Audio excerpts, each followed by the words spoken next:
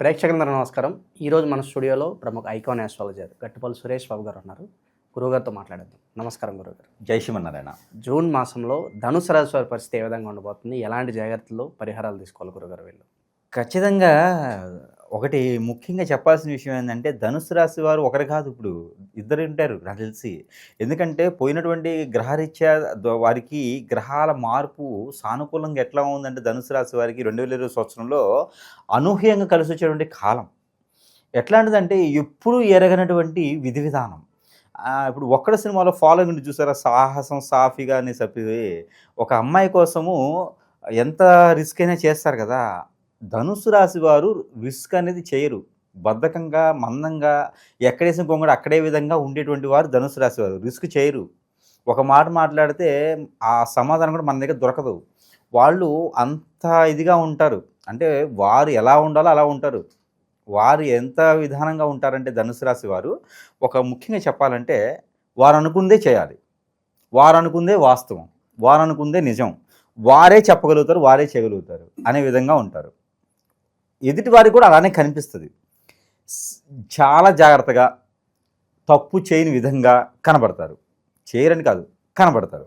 అలాంటి వ్యక్తులు ఎదుటివారు చూస్తే అవునా మీరు చేయగలిగారు ఈ పని అనే విధంగా ఉండేటువంటి ధనుస్సు రాశి వారు గత కొంతకాలంగా, అంటే మార్చి మాసంలో మారినటువంటి గ్రహస్థితి, మే మాసం 2020 సంవత్సరంలో మారినటువంటి గ్రహస్థితి, వీటి సానుకూలత ఈ యొక్క ధనుసు రాశి వారి మీద చాలా బాగా సానుకూలత, అనుకూలత అన్ని రకాలుగా ఉంటుంది. అది ఎలా అంటే, లవ్ మ్యారేజ్ సక్సెస్ అవుతాయి, జాబులో వెసులుబాటు ఉన్నది, విదేశీ ప్రయత్నం అయింది, అలానే వీసాలు ఇంటర్వ్యూ పాస్ అయ్యారు, గ్రూప్ పరీక్షల్లో పాస్ అయ్యారు.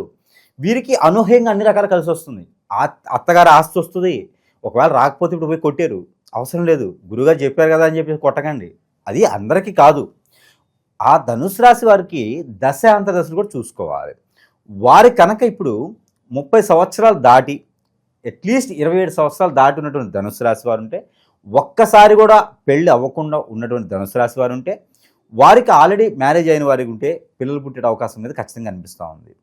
వారిద్దరి మధ్యన సంకేత భావం ఏదైనా ఉంటే కనుక, ఎడబాటు దూరం ఉంటే కనుక, వారిద్దరూ ఒకటైనటువంటి భావనలు కూడా లేవు అని చెప్పలేము.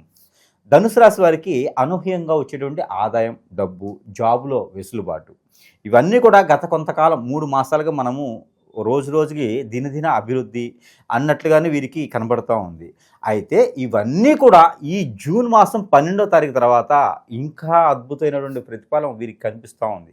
ఏదో ఒక గ్రహం బాగా చూపిస్తుంది అనుకోవచ్చు, కానీ వీరికి చూపించేది రాహువు, కేతువు. అలానే వీరికి శుక్రుడు కూడా చాలా అనుకూలంగా ఉన్నాడు. జూన్ మాసంలో మరొకటి ఏంటంటే, 15వ తారీఖు తర్వాత మారేటువంటి రవి భగవానుడు కూడా వీరికి సానుకూలంగా ఉన్నాడు. కాబట్టి ఈ యొక్క ధనుస్సు రాశి వారికి అద్భుతమైనటువంటి ప్రతిఫలం కనిపిస్తుంది. ఎక్కడికైనా వెళ్ళాలంటే జూన్ మాసంలో టూరిజం, ఎక్కడికైనా వెళ్ళి పర్యటన చూసి రావచ్చు. అది చాలా అనుకూలంగా ఉంది. అక్కడ వనరులు కూడా వీళ్ళు పట్టుకొని వచ్చేస్తారు. పోయిన వాళ్ళు ఖాళీగా రారు, ఒట్టి చేతులతో పోయి ఒట్టి చేతులతో రారు వీరు. అక్కడ ఏదైనా వ్యాపార వనరులు కానీ, ఆదాయ వనరులు కానీ సృష్టించి రావడం జరుగుతుంది. కాబట్టి ఖచ్చితంగా పర్యటన చేస్తే చాలా సానుకూలంగా ఉంది. పిక్నిక్ లాంటి, పర్యటన లాంటి, పార్కులు లాంటివి వెళ్తాం కూడా వీరికి మంచి జరిగేటువంటి అవకాశాలు అయితే జూన్ మాసంలో బాగా కనిపిస్తూ ఉన్నాయి. వీరికి అనూహ్యంగా పెళ్ళిళ్ళు అయినటువంటి వాతావరణం అనేది బాగా కనిపిస్తూ ఉంది నాకు. లవ్ మ్యారేజ్ కూడా సక్సెస్ అయినాయి. మనం పోయిన మాసంలో చూసాం. పోయిన 2 మాసాలుగా మనం చెప్పుకున్నట్టయితే కనుకలో లవ్ మ్యారేజ్ సక్సెస్ అవుతుంది ధనుసు రాశి వారికి అని కూడా చెప్పుకున్నాం. అలానే వీరికి పెళ్ళిళ్ళు కూడా అయ్యేటువంటి అవకాశాలు, పెళ్ళి అయినటువంటి వారికి పిల్లలు పుట్టే అవకాశాలు కూడా మెండుకు కనిపిస్తూ ఉన్నాయి. టెస్ట్ బేబీ సెంటర్లకు వెళ్ళేటువంటి అవసరం అయితే వీరికి లేదు. అలానే వీరికి ఎవరికైనా అప్పు ఇచ్చి ఉన్నా కూడా అవి కూడా సానుకూలంగా వచ్చేటువంటి ఆలోచన అయితే ఉంది. జూన్ 15 తర్వాత అయితే రావచ్చు. అడగాలి, అడిగి ప్రయత్నం అయితే చేయాలి. ప్రయత్నం చేస్తే ఖచ్చితంగా డబ్బు కూడా వీరికి వచ్చేటువంటిది ఉంది. ఇకపోతే విదేశీయానం అయితే వీరికి 100% ప్రయత్నం చేయవచ్చు. జూన్ 22 తర్వాత ప్రయత్నం చేస్తే గ్రహాలన్నీ కూడా వీరికి సానుకూలంగా కనబడుతున్నాయి. కాబట్టి జూన్ 22 తర్వాత ప్రయత్నం చేయవచ్చు. వీసా ఇంటర్వ్యూలో పాస్ అవుతారు. ఇకపోతే సెంట్రల్ గవర్నమెంట్ జాబ్స్ ఎవరైనా ప్రయత్నం చేస్తుంటే జూన్ 12వ తారీఖు తర్వాత దానికి సంబంధించినటువంటి వాతావరణం ఏర్పడుతుంది. కాబట్టి అక్కడ ఉన్నటువంటి వారికి ఎవరైతే అక్కడ ఉన్నారో వారిని అడగవచ్చు. ఇకపోతే పొలిటీషియన్స్ కూడా వీరికి చాలా అనుకూలంగా ఉంది. అలానే వీరు అనాథాశ్రమాలు ట్రస్టులు లాంటి నిర్మించేదానికి, ఆలయాలు నిర్మించేదానికి సానుకూలంగా ఉంది కాబట్టి నలుగురితో కలిసి కూలబలుక్కొని మాట్లాడుకొని అలాంటి నిర్మించేటువంటి ఆలోచన వీరికి ఖచ్చితంగా వస్తుంది. ఎప్పుడో చేసినటువంటి తప్పులు ఏవైతే ఉన్నాయో వాటిని మెరమేసుకొని వాటిని గుర్తు చేసుకొని నేను ఒక 4 సంవత్సరాల క్రితం సంపాదించుంటే బాగుండేది కదా, నేను ఒక 5 సంవత్సరాల క్రితమే అది కొనుక్కుంటే ఈరోజు రేటు పెరిగేది కదా, ఇలాంటి ఆలోచనలతో మాత్రమే వెనకంజలో ఉంటున్నారు, వెనక్కి పడిపోతూ ఉన్నారు. స్ట్రెస్ ఫీలు ఆలోచన విధానం మార్చుకోండి, ముందుకు వెళ్ళండి. ఈరోజు బాగుంది కదా, ఈ రోజు నుంచి మొదలు పెట్టండి. ఖచ్చితంగా ధనుసు రాశి వారికి అదృష్టం కలిసి వస్తుంది. ఎప్పటిదో జరిగిపోయిన దాని గురించి ఆలోచించుకుంటే రాదు. అందుకని ఈ రోజు మొదలు పెట్టుకుంటే ఖచ్చితంగా కలిసి వస్తుంది కాబట్టి ఆ మేర ప్రయత్నించాలి.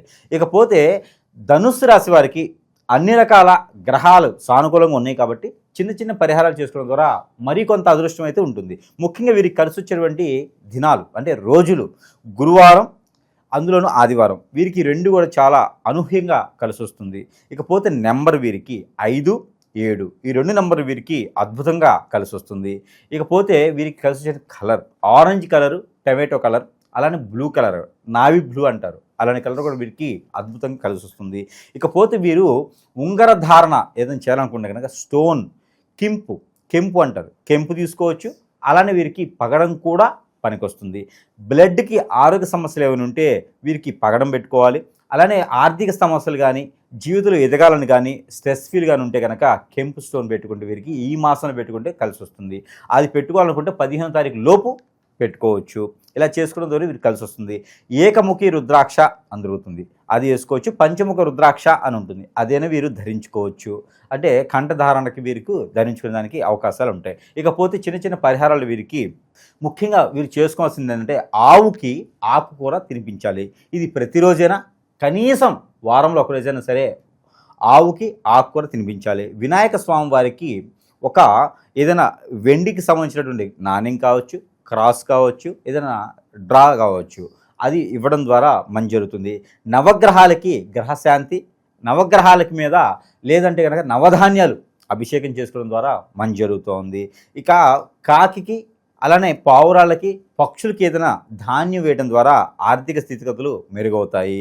ఇలా చిన్న చిన్న పరిహారాలు చేసుకొని అదృష్టవంతులు అవ్వచ్చు. ఇకపోతే ఈ యొక్క ధనుసు రాశి వారు ప్రతిరోజు పాలన చేసినటువంటి నెంబర్ 9849-526 9849-526 ఈ నెంబర్ని వీరు ప్రతిరోజు కూడా 215 సార్లు పారాయణం చేసుకోవాలి. అది ఎలాగా, చేతిలో ఏదైనా డ్రై ఫ్రూట్ కానీ ఫ్రూట్ జ్యూస్ కానీ పెట్టుకొని పారాయణం చేసేసుకొని అది సేవించినట్టయితే వీరిలో ఉన్నటువంటి దోషాలన్నీ కూడా పటాపంచలేదానికి ఎక్కువ అవకాశం ఉంది. కాబట్టి ఇలా చిన్న చిన్న పరిహారాలు చేసుకొని అదృష్టవంతులు అవ్వచ్చు ఈ మాసంలో. ఓవరాల్గా జూన్ మాసంలో ధనుసు రాశి వాళ్ళకి ఏ విధంగా ఉండబోతుందో చాలా బాగా వివరించారు గురుగారు. ధన్యవాదాలు.